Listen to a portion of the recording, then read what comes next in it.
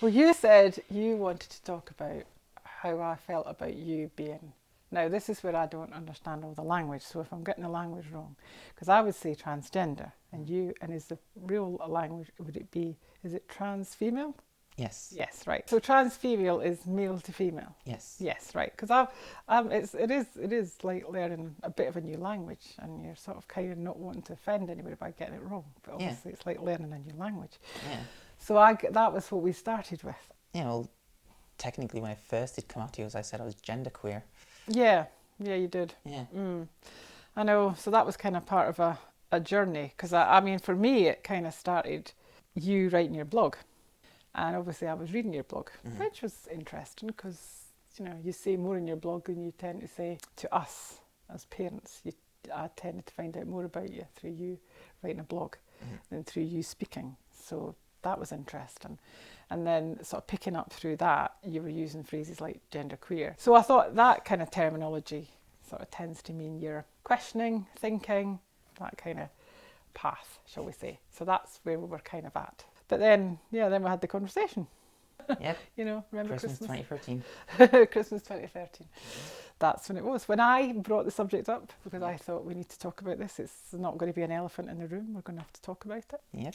To an extent. But I still felt at that point, whether it's for you was still then, trying to work things out yourself. But just thought, well, whatever, whoever you are.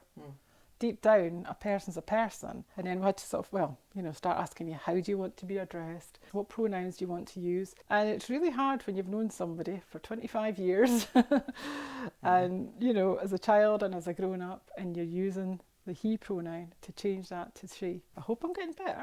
I think You are. we are getting better. Actually, to the extent now, when people talk about you and talk about he, I will actually correct it.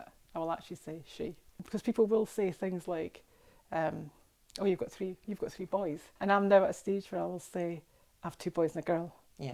We had 3 boys, but Dory is transgender. So do you see it as you've lost a son and gained a daughter? Kind of, in a way, but I don't know. This sounds really weird. I've probably developed a new way of thinking. Yeah. So I guess, yes. I always just wonder what it would be like having a daughter. But and I think if you'd been a daughter, yes, I know, but I'm thinking a daughter in the teenage years, you know what I mean? Yeah.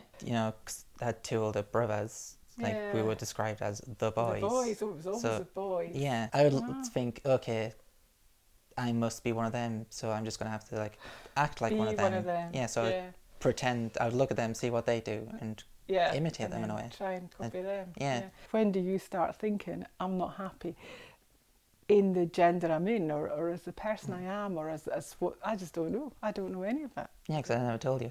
No, I know. Like you said, when I started publicly coming out about it was 2013, 2014. It's actually been going since I was 5 years old. Oh Lord, you see, that's quite hard to hear that. I think it is, but that's only thinking that now, you know what I mean, looking back. But I wasn't the person then that I am now. I hadn't had the experiences then that I have now. Society was different, so I know you changed at 5. I know you did. I know that. In what way? You became totally obnoxious. Thanks. Maybe. Up until you were 5, you were a loving, calmish, well, you could have your moments, child, but after 5, you became more and more difficult. Well, but I was a child. I wasn't sure what was going on. Yeah, I can't imagine what it means in your brain. Something's not right, but I don't know what. But I'm just going to pretend to do this. I can truly understand that. And I mean, just like thinking, well, this is what everybody else does. Yeah. So this is what I do. This is what I do. So obviously, as I understand it from your point of view, there has to come a time where you start thinking, actually, this is not what I want to do, and this is getting stronger. It's from 13, I started developing a lot of depression and started self-harming. So that was my way of coping with pretending to be something I'm not. I always avoided getting my pictures taken. Oh, yes. I've had a lot of body image issues. You take a picture of me, it's like, oh, that's not me. So whenever you'd essentially have to force me into my picture being taken, or just take it without me knowing. Kind of, yeah. It's only recently now that I've got the confidence. And then I think I would have been about 20 years old. I did come out to someone. It didn't go well. Right. They essentially said, if that's the case, I'm not going to be part of your life. And it just made me think, if this person acts like this, everyone else is going to. Yeah. And that's when I attempted suicide. Which was also really hard to hear. But you came through that, which was good. When I talk about you being brave, you are brave, but then you're also being true to yourself. And I guess for me, the journey has been for me, become a lot more sensitive about gender. So it's changed me. Yeah. In that respect.